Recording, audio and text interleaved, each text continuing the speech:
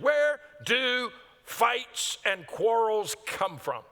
Now, the word that he uses there for fights and quarrels can be translated war.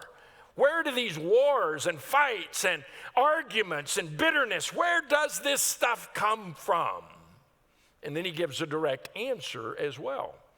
Now, as he asks that question, I want to ask you the question, where do the problems come from? This is what I want you to do. I want you to think back to the most recent argument you had with someone. It might have been on the way to church just a few minutes ago.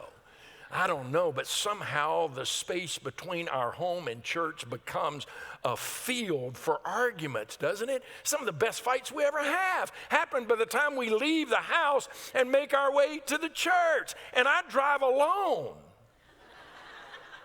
But it's a time of argument, and some of you get here and, man, you're having a knockdown, drag out, and something amazing happens in the parking lot, though, because you're fighting, and you're just angry and bitter, and you slam the door in the parking lot, and all of a sudden you turn, and when you just look at the church, this magical thing happens to the family where we've just become wonderfully in love with one another.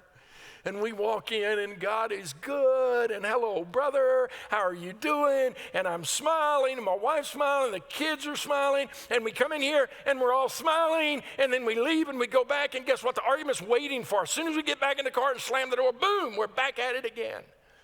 Well, I don't know when your last argument with someone happened, but I want you to go back there.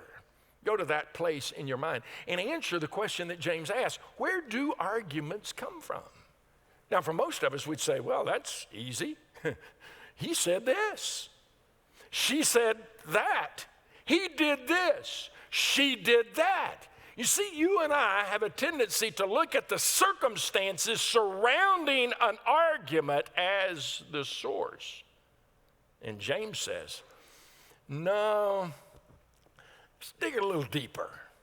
I'm not talking about the tipping point that caused you to start fighting, but where does it really come from? Where's the source? Where did that start? What's going on? And James begins to look at the challenges that we face, and he begins to direct our attention in a way that we would not really normally go when he says, hey, let's grow up and dig deeper. Now, let me just say this to you. What we're going to talk about today is a little bit dangerous.